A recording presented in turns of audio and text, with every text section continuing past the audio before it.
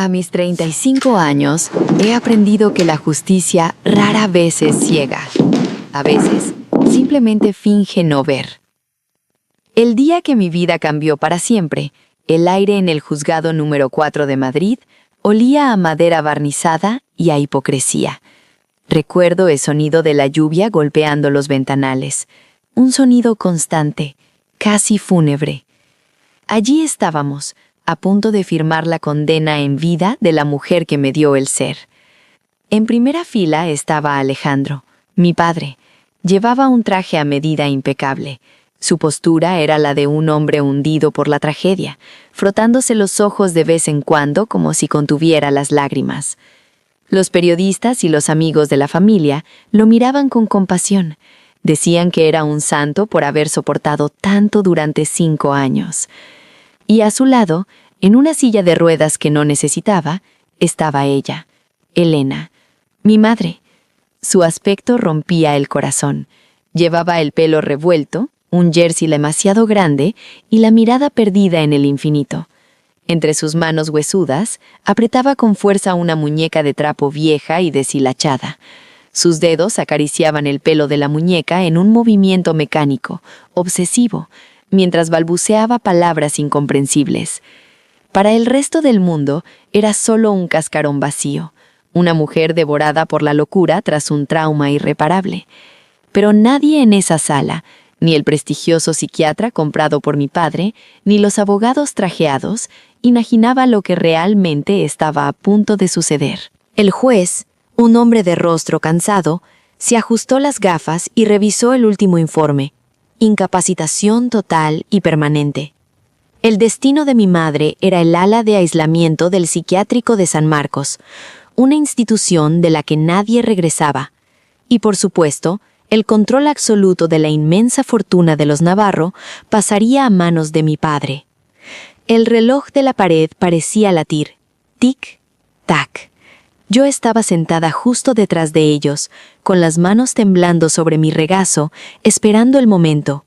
«Señora Elena Navarro», dijo el juez, usando ese tono suave que se reserva para los niños pequeños o los enfermos. «¿Sabe usted dónde está? ¿Comprende lo que estamos decidiendo hoy aquí?» El silencio que siguió fue absoluto, asfixiante. Alejandro suspiró.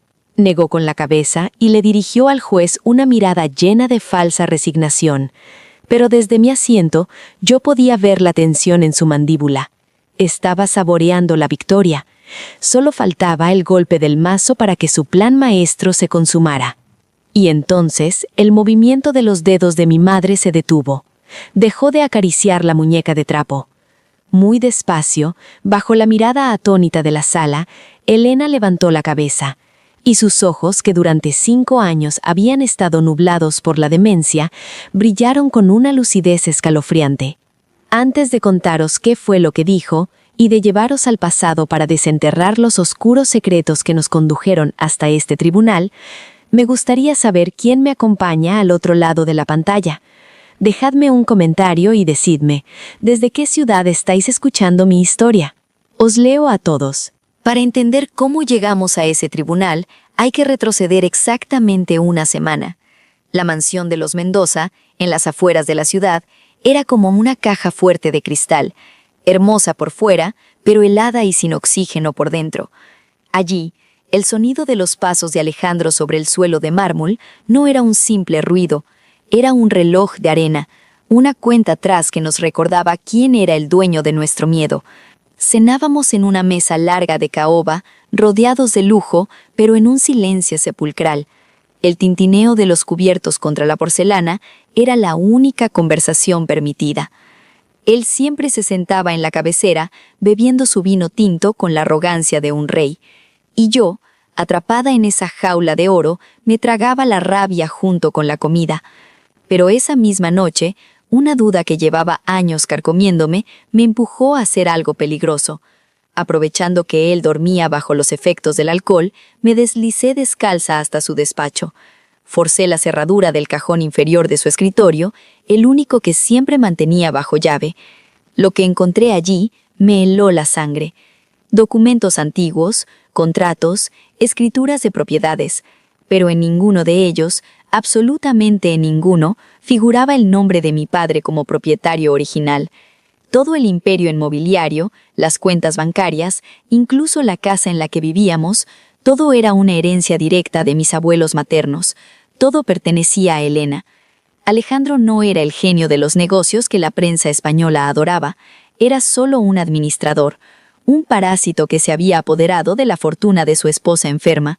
La revelación me dejó sin aire, pero lo que descubrí a la mañana siguiente cambiaría las reglas del juego para siempre. Subí a la habitación de mi madre para llevarle el desayuno. Como cada día, la enfermera contratada por mi padre estaba allí, asegurándose de que Elena se tomara su medicación. Eran unas pastillas fuertes, diseñadas supuestamente para estabilizar su mente, pero que en realidad la mantenían dócil, ausente, casi invisible. Vi cómo mi madre, con movimientos torpes, se llevaba la mano a la boca y luego bebía agua. La enfermera asintió, satisfecha, y salió del cuarto. Me quedé a solas con ella. Me acerqué para peinarle el cabello y entonces me di cuenta de un detalle extraño. En la esquina de la habitación había un enorme ficus en una maceta de cerámica. A pesar de que los jardineros la regaban, la planta estaba muriendo. Sus hojas, antes de un verde brillante, estaban amarillentas, marchitas, envenenadas desde la raíz. Y justo en la tierra oscura de la maceta vi un pequeño destello de color. Me agaché disimuladamente y aparté un poco de tierra con el dedo. Allí estaban, enterradas y medio disueltas, decenas de pastillas, la misma medicación que se suponía que ella llevaba tragando durante meses. Levanté la vista lentamente hacia mi madre. Ella seguía mirando por la ventana, balanceándose en su silla, pero por un milisegundo, solo por un instante fugaz, mi mirada se cruzó con la mía a través del reflejo del cristal. No era una mirada perdida, era una advertencia, un pacto silencioso. La planta estaba muriendo por absorber la toxicidad que estaba destinada a destruirla a ella. Mi madre no estaba loca. Mi madre estaba sobreviviendo. Sucedió 2 noches antes del juicio final. Madrid estaba bajo una tormenta eléctrica que parecía querer partir el cielo en dos. Yo no podía aguantar más. Tenía el coche preparado y un poco de dinero que había ahorrado en secreto. Mi plan era sencillo: sacar a mi madre de aquella casa antes de que Alejandro la enviara a San Marcos. Entré en su habitación con el corazón martillando contra mis costillas. «Mamá, despierta, tenemos que irnos», susurré, acercándome a la cama en penumbra. Esperaba tener que vestirla como a una niña o lidiar con sus delirios sobre las mariposas. Pero en cuanto mi mano rozó su hombro, sentí un agarre firme en mi muñeca. No fue el toque de una persona confundida. Fue un gesto lleno de autoridad y conciencia. Elena se incorporó con una agilidad que me dejó petrificada.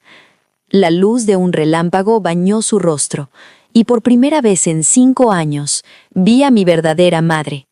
Sus ojos eran 2 puñales de inteligencia y determinación. «No nos vamos a ninguna parte, Sofía», dijo con una voz clara y profunda. «Si huimos ahora, él se queda con todo y nos perseguirá el resto de nuestras vidas. He esperado 5 años para este momento.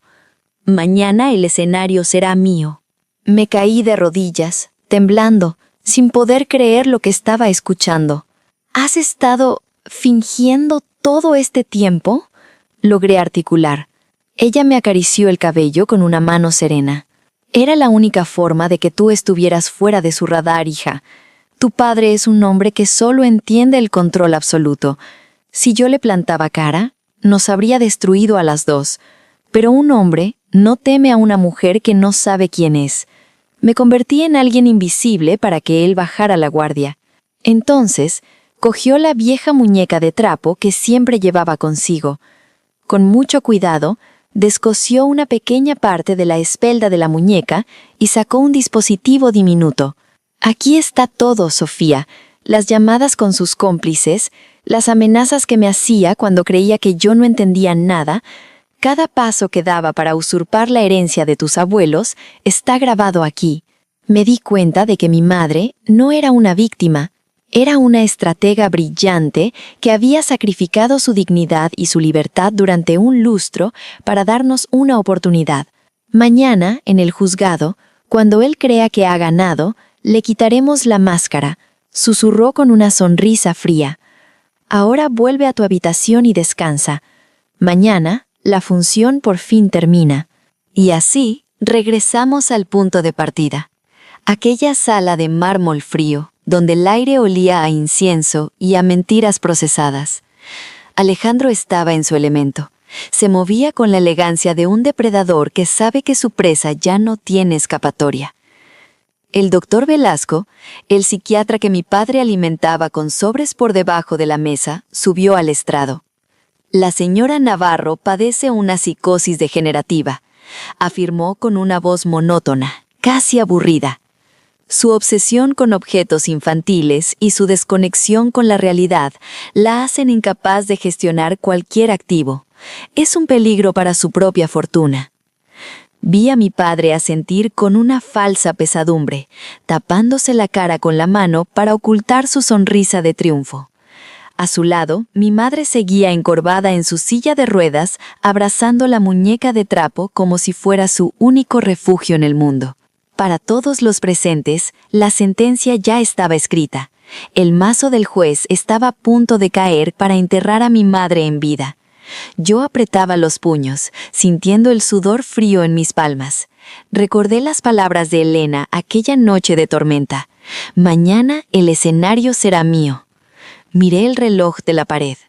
Tic-tac.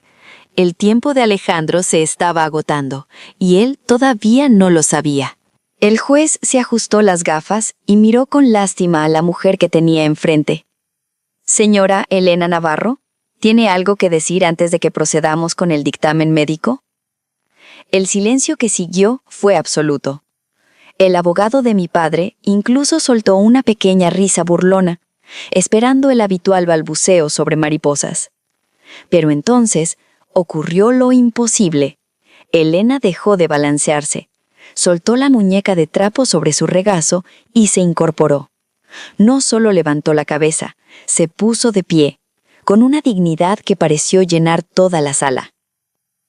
«Tengo mucho que decir, señoría», dijo con una voz de seda y acero.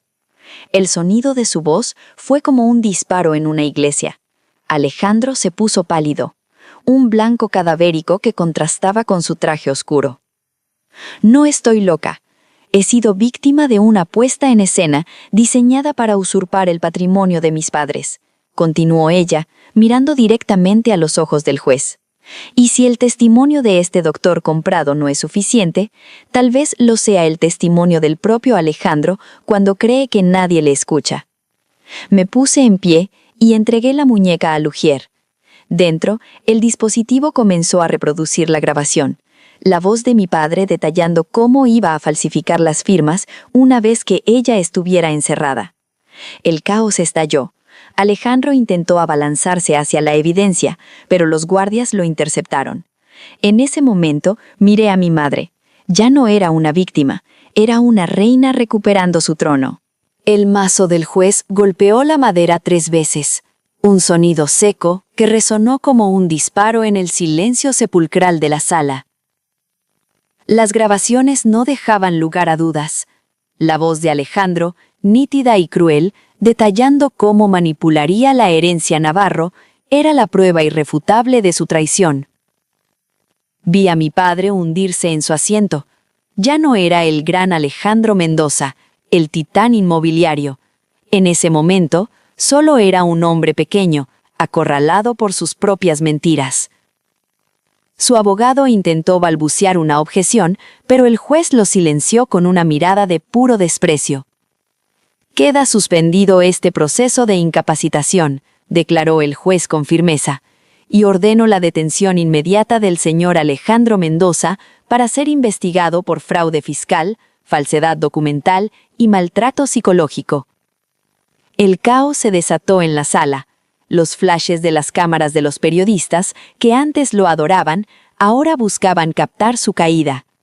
Alejandro intentó ponerse de pie, tal vez para huir, tal vez para gritar, pero 2 policías nacionales ya estaban a su lado.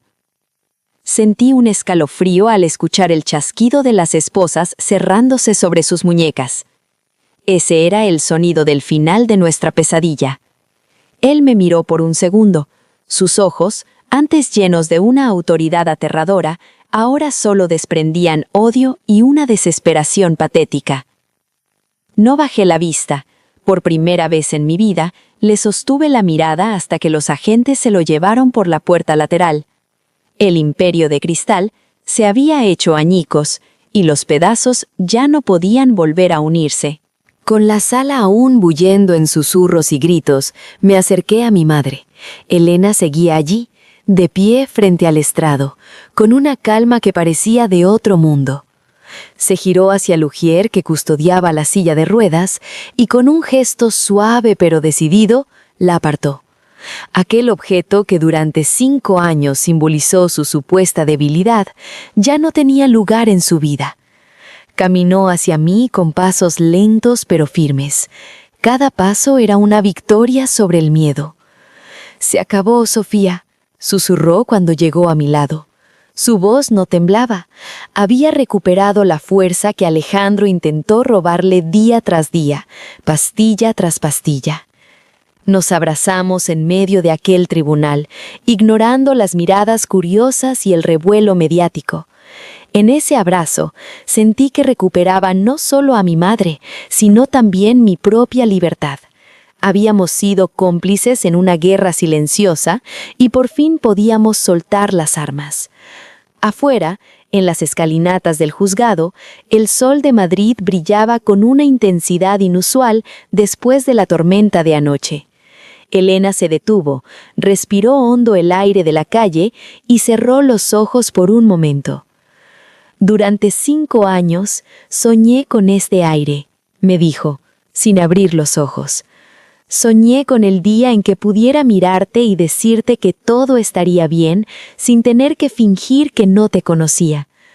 La noticia de la caída del magnate Mendoza ya estaba en todos los telediarios, pero para nosotras lo importante no era el escándalo financiero ni la pérdida de la mansión. Lo importante era que por primera vez en mucho tiempo podíamos caminar juntas hacia el futuro, sin tener que mirar por encima del hombro. El mundo de Alejandro se había derrumbado, pero el nuestro apenas estaba comenzando a construirse sobre la verdad. 3 meses después de la sentencia, vendimos la mansión de los Mendoza. Mucha gente pensó que nos quedaríamos allí, rodeadas de lujos, pero para nosotras, aquellas paredes solo guardaban ecos de gritos silenciosos. No queríamos su oro, queríamos aire limpio. Nos mudamos a una casa pequeña en el norte, cerca del mar, donde el aire huele a salitre y no a mentiras. Sin embargo, la victoria en el tribunal no borró las cicatrices de la noche a la mañana. A veces, el trauma es un invitado que no se quiere marchar. Recuerdo una tarde, mientras tomábamos café, alguien llamó a la puerta con un poco de fuerza. Vi cómo mi madre se tensaba al instante, cómo sus nudillos se volvían blancos al apretar la taza. Sus ojos buscaban instintivamente la muñeca de trapo, que ahora descansaba en una vitrina como un trofeo de guerra. Le tomó varios segundos recordar que Alejandro ya no entraría por esa puerta, que él estaba cumpliendo su condena tras las rejas de una prisión de alta seguridad, lejos de nuestro jardín. Me di cuenta de que ganar un juicio es fácil comparado con ganar la batalla contra el miedo que se te mete en los huesos.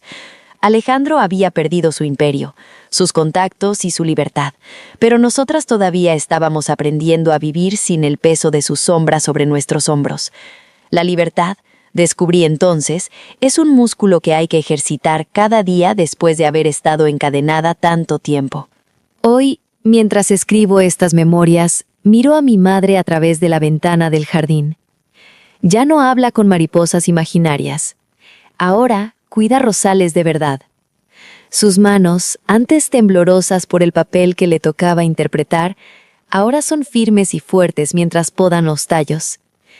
Una vez le pregunté si alguna vez tuvo miedo de perderse a sí misma, de volverse loca de verdad, en medio de tanta actuación. Ella me miró con una serenidad que me dejó sin palabras. «Sofía», me dijo, «el amor de una madre es el ancla más pesada del mundo. No importa cuán fuerte sea la tormenta, ese ancla nunca deja que tu mente se vaya a la deriva». Mi padre pensó que la debilidad era el silencio. Pensó que una mujer que no gritaba era una mujer que no luchaba. Qué equivocado estaba. Esta es la historia de Elena Navarro, la mujer que fingió perderlo todo para salvar lo único que importaba. Y es también mi historia, la de una hija que aprendió que la valentía no siempre ruge. A veces, la valentía es la paciencia infinita de quien espera su momento en la oscuridad. No subestiméis nunca a quien parece frágil, ni juzguéis el silencio de los que sufren, porque hay personas que nunca estuvieron locas, simplemente estaban esperando a que el escenario fuera el adecuado para ganar la función. Gracias por acompañarme en este viaje a través de mis recuerdos. Espero que mi historia os haya recordado que, por muy larga que sea la noche, la verdad siempre encuentra su camino hacia la luz. Hasta la próxima. Muchas gracias a todos los oyentes por acompañarnos en esta historia del canal Su Corazón Oculto. Si este relato ha tocado tu corazón, no olvides darle like y suscribirte para ayudarnos a seguir creando y compartiendo nuevas historias.